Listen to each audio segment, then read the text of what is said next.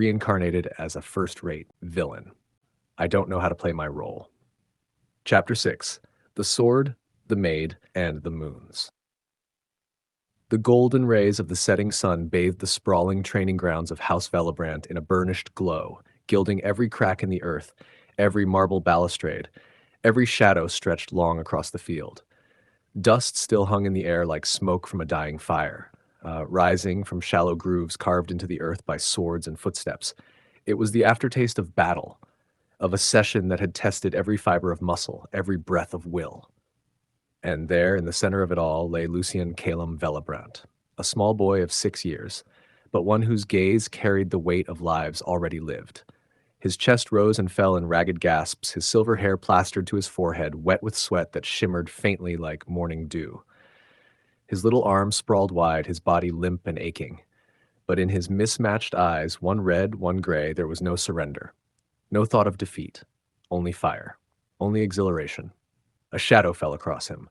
A voice, deep and resonant, broke the silence. That will be enough for today.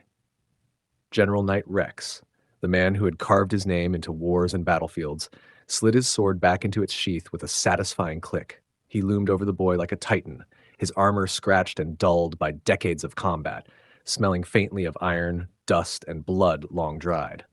For a moment, his stern expression softened into the faintest smirk. "You are something else, young master," he said, crouching low to meet Lucien's eyes. "To think you could mirror my footwork, my blade posture, with such instinct. You no longer need the theory.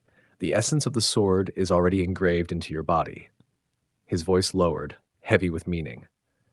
"The sword of the West breathes within you, and once your aura awakens, when you turn 10, he paused, as though almost unwilling to say it aloud, "you will surpass every swordsman in this empire. Perhaps even your father." Lucien, still sprawled on the ground, let out a faint, tired laugh. "Really now? Heh! Guess I was born to be great." It was a smirk that belonged to a king, not a child, arrogant, regal, yet burning with pride. His body trembled from exhaustion, but inside his chest a fire roared. From the far side of the gardens came the soft creak of a door opening. 2 maids approached, their footsteps careful on the stone path. One of them, Marie, walked quickly to his side. Concern warmed her brown eyes, but admiration shone there as well. "Young master," she said softly, "the Archduchess has been watching from the veranda. She is pleased with your performance." Lucien's eyes flickered toward her. "Mother saw?" Marie smiled gently. "Yes, she has instructed us to bring you in for a warm bath and your evening meal." Before he could protest, Marie bent low, gathering his small, exhausted body into her arms. She carried him with grace, as though the weight of a young heir was the most natural burden in the world. Her uniform, plain though it was, could not hide her elegance. Her slender waist, her fluid steps, her soft scent of lavender mixed with cinnamon. Against her, Lucien's flushed cheek rested, and for a moment he forgot the ache in his muscles. His lips curled faintly upward. "This isn't so bad," he murmured. Marie looked down with a knowing smile. "You did well today, young master. Your father will be proud." As they carried him away, stars began to wake in the indigo sky. Behind them, General Rex remained, his arms folded. His eyes, sharp as blades, stayed fixed on the boy being carried away. What he had witnessed today, it unsettled even him. This talent was not merely gifted. It was unnatural. His voice dropped into the whispering wind. What sort of monster is this child becoming? Later, warm light flickered across the marbled corridors of the Velebrandt mansion. Golden rays from stained glass windows mingled with the perfume of blossoms drifting in from the gardens, mingled with sandalwood smoke curling from carved incense holders. It was the scent of wealth, of heritage, of quiet power. Lucien floated in a jade bath perfumed with rose and lavender, the water steaming around his sore limbs. Relief washed through his body. As his head tilted back, his eyes half closed. The jade tub itself was carved with reliefs of the Velebrandt bloodline, of warriors holding swords that had carved history. Nearby stood Marie, her figure softened by candlelight. Chestnut hair framed her delicate face, her gaze gentle, her smile warm.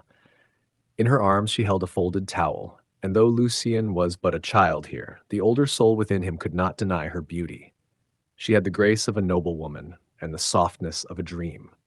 She stepped closer as Lucien rose from the bath, droplets of water tracing down his small form. With careful hands, she wrapped the towel around him, drying his silver hair in soft motions. "You trained exceptionally hard today, young master," she whispered with pride. "The household is proud of you." Lucien gave her a tired grin. "Was that your way of saying I'm amazing?" Marie chuckled lightly, a sound like velvet. "If that's what you wish to hear, then yes." By the time he was dressed silken nightclothes and fed roasted meats, honey bread, and nectar, the mansion had quieted into evening calm. Marie tucked him beneath velvet covers, her hand brushing his silver bangs aside with a tenderness that stilled his restless heart. "Marie," he murmured. "Yes, young master? Will I become someone great?" She gazed at him, her expression soft but certain. "You already are." Her words lingered in the air long after her footsteps faded down the corridor. Lucien did not sleep. The fire crackled softly. The wind whispered against the high windows. Slowly he rose, bare feet touching cold marble. Drawn by instinct, he pulled back the midnight blue curtains and looked out, and his breath caught. The night sky above the Velebrandt estate was unlike anything he had ever known. A sea of violet and indigo stretched wide, littered with stars that burned brighter, sharper than those of Earth. They glittered like crushed jewels, forming constellations unknown to him. And there, two moons hung in the heavens. One, pale silver, smooth and perfect like a pearl. The other, smaller, glowing with a bluish hue, its surface etched with icy craters, surrounded by an ethereal halo. Together they drifted across the sky, eternal companions locked in a cosmic waltz. Their light spilled across the land, silver and blue, bathing the mansion, the gardens, the boy himself in tranquil beauty. Lucien pressed his forehead against the cool glass. His voice was barely a whisper. This really is another world. For the first time since his reincarnation, since opening his eyes in a body not his own, since meeting the Grand Duke and Archduchess, since training with Rex, he felt no fear, no confusion, no dread of the heroes that fate had promised would one day come. He felt only peace and wonder. In that moment, he was not a villain destined to fall, not a pawn in someone else's story, not a boy burdened by the weight of foreknowledge. He was simply Lucien, 6 years old, gazing at stars and moons with wide eyes and a quiet smile. "This view," he murmured, a faint laugh leaving his lips, "is a damn good trade for all the trouble." Perhaps beyond those stars, the goddess who had sent him here was watching. Perhaps she knew he was not the villain he was meant to be. But that didn't matter now. Tonight, Lucien Caelum Velebrandt was simply a child in silk pajamas, wrapped in starlight, dreaming of a world vast, dangerous, beautiful, and his own. And for tonight, that was enough.